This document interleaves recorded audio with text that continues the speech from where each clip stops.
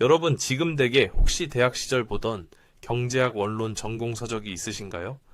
만약 책장에 꽂혀 있다면 지금 당장 꺼내서 냄비 받침으로 쓰시는 게 나을지도 모릅니다. 왜냐고요? 우리가 그동안 학교에서 배우고 절대 진리라고 믿어왔던 수요와 공급의 법칙, 그 상식이 2025년 12월 대한민국 금융시장에서는 아주 철저하게 그리고 아주 기괴하게 박살나고 있기 때문입니다. 자, 아주 심플한 질문 하나 드려보겠습니다.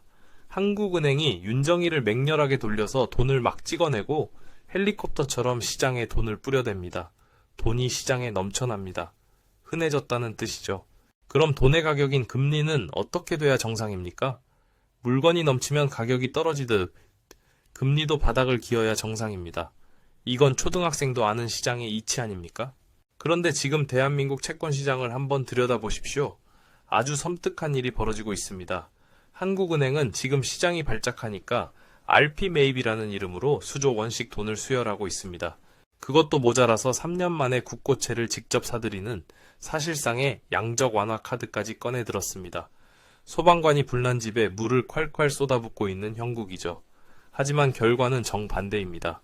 불과 몇 달 전만 해도 2% 후반에서 얌전하던 10년 만기 국고채 금리가 한국은행이 돈을 풀자마자 기다렸다는 듯이 연중 최고점인 3% 중반을 뚫고 미친 듯이 치솟고 있습니다. 이건 마치 불을 끄려고 뿌린 게 물이 아니라 기름이었던 것 같은 정말 기괴하고 공포스러운 상황인 겁니다. 돈을 찍어내는데 금리가 폭등하는 나라. 도대체 지금 대한민국 자본시장의 가장 깊은 엔진룸에서는 무슨 일이 벌어지고 있는 걸까요? 오늘 우리는 200조 원 규모의 부동산 PF 폭탄이 불러온 미스터리, 그리고 30년 베테랑 노동자도 이런 지옥은 처음이다 라며 혀를 내두르는 건설 현장의 처참한 붕괴 실태를 낱낱이 파헤쳐 볼 겁니다. 그리고 이 이야기의 끝에는 다가오는 2026년 거대한 파도 속에서 여러분의 소중한 자산을 지켜줄 5가지 생존 계기판까지 준비되어 있습니다. 자, 지금부터 그 불편한 진실의 문을 열어보겠습니다. 이 기현상을 이해하려면 먼저 한국은행 총재의 머릿속으로 한번 들어가 봐야 합니다. 한국은행 총재, 바보 아닙니다.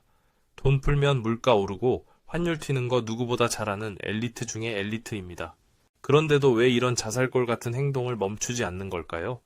사실 그들은 지금 선택을 하고 있는 게 아닙니다.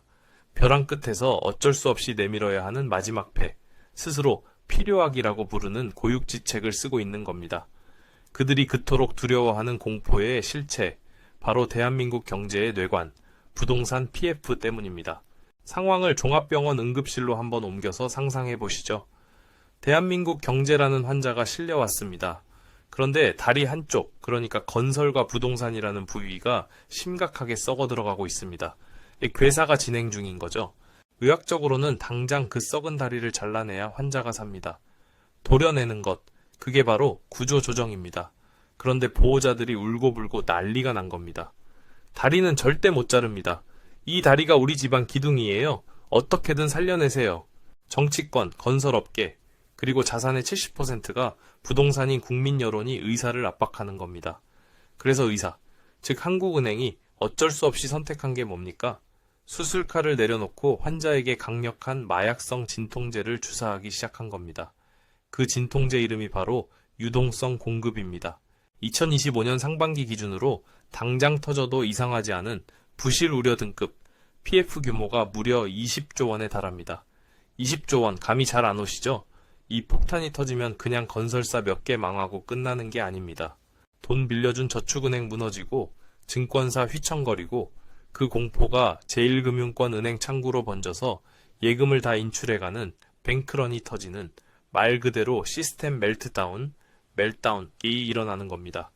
한국은행은 바로 이 최악의 시나리오를 막으려고 시장이 원하지 않는 기름을 붓고 있는 거예요. 하지만 여기서 치명적인 역설이 발생합니다.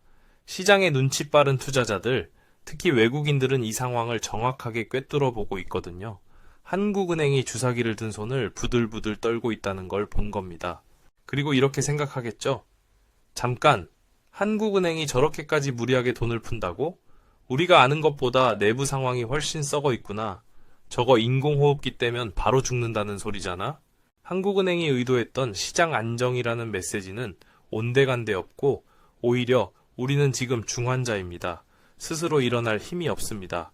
라고 전 세계 확성기에 대고 광고하는 꼴이 되어버린 겁니다.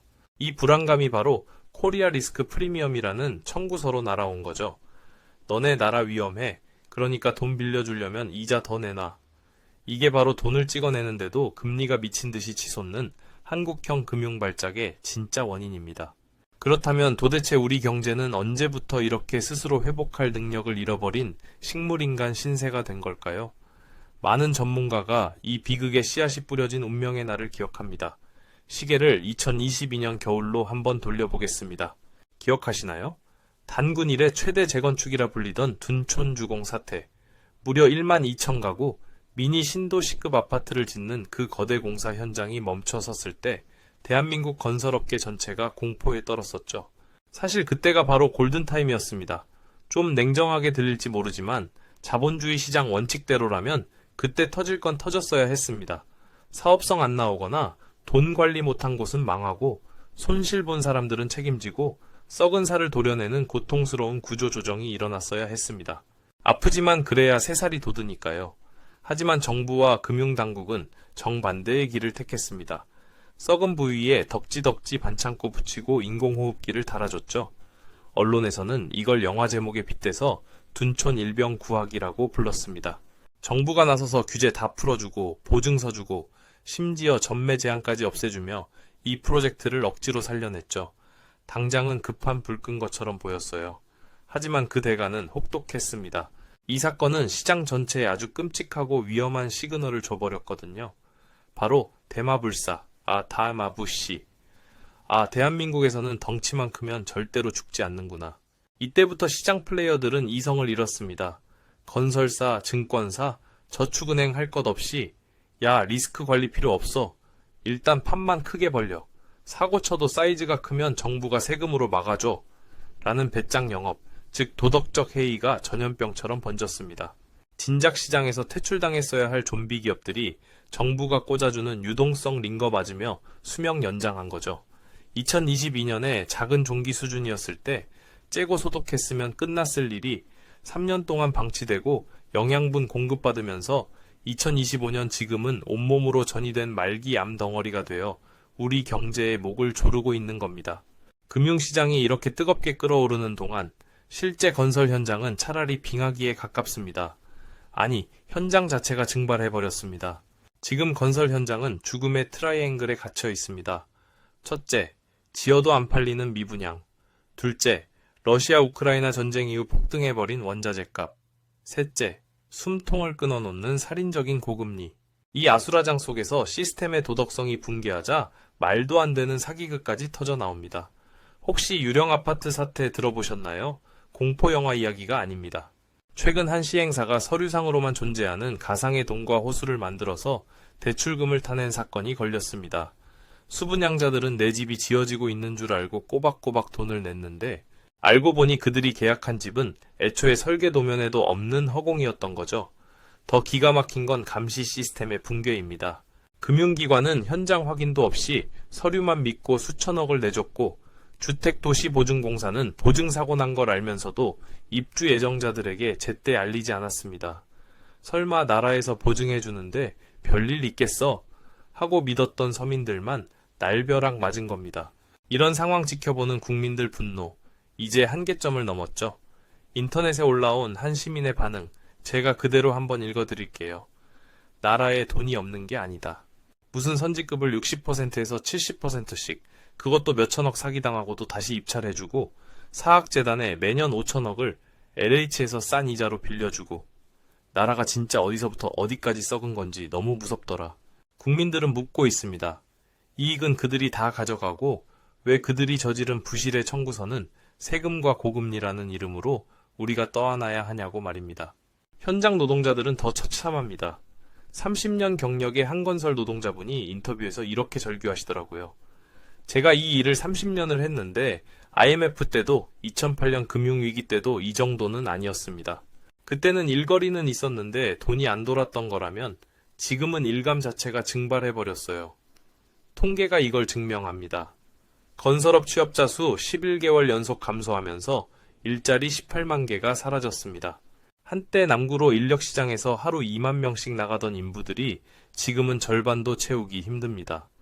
405의 가장의 지갑이 비어가고 그 빈자리는 저임금 외국인 노동자들이 채웁니다. 말이 안 통하고 숙련도 떨어지는 현장에서 우리는 순살 아파트의 공포를 다시 마주하고 있는 겁니다.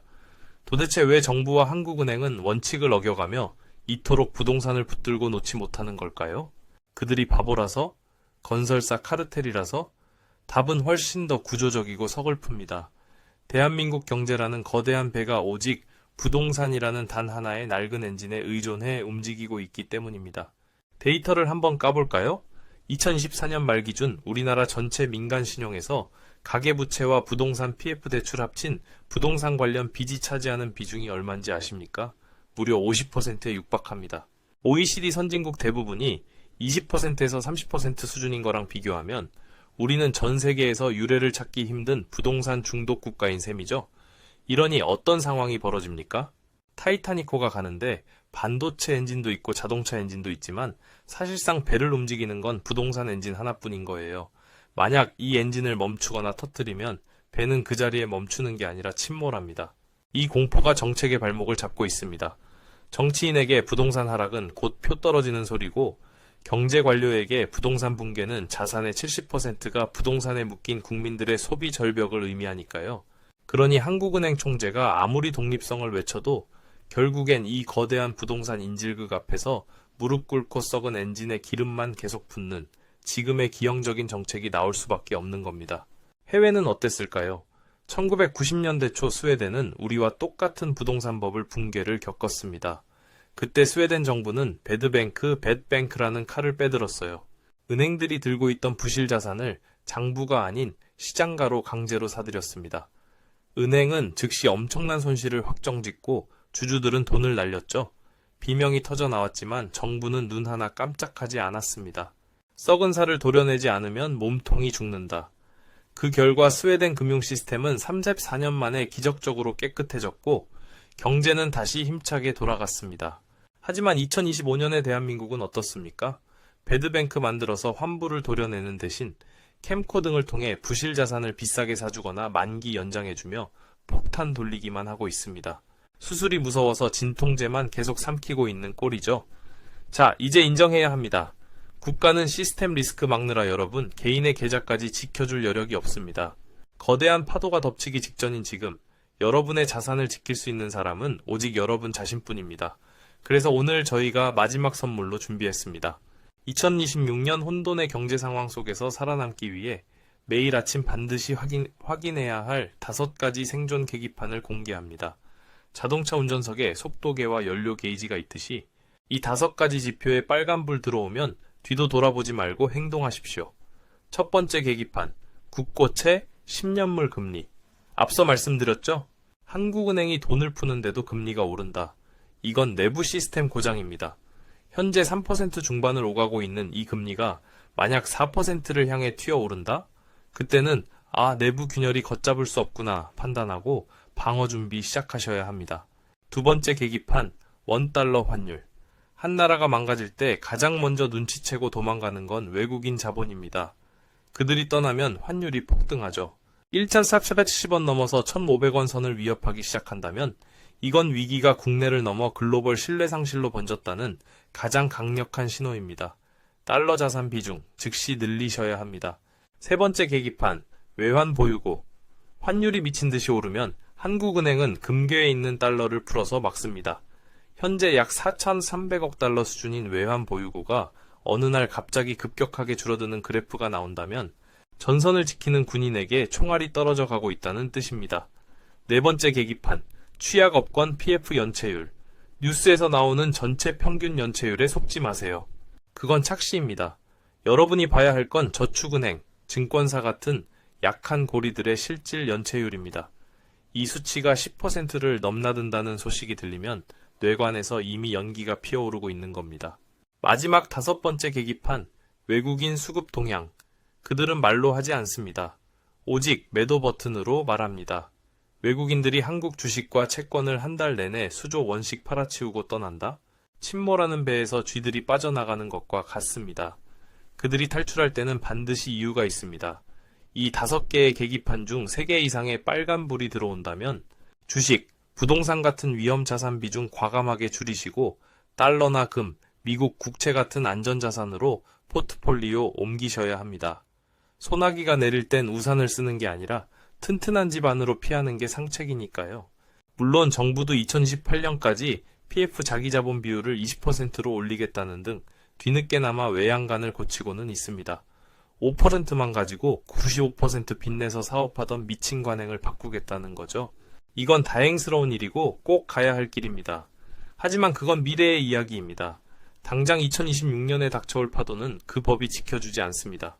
여러분, 위기의 어원은 갈림길이라고 하잖아요. 1997년 IMF 때도 2008년 금융위기 때도 공포에 떨며 투매했던 사람은 모든 걸 잃었지만 냉정하게 계기판을 보고 현금 쥐고 기다렸던 사람들은 헐값이 된 자산을 주워 담아 부의 추월차선에 올라탔습니다. 오늘 이 이야기가 여러분에게 단순한 공포 영화가 아니라 다가오는 폭풍 속에서 길을 잃지 않게 해주는 나침반이 되기를 바랍니다. 지금 당장 여러분의 경제 계기판을 켜십시오. 그리고 2026년 반드시 살아남으십시오.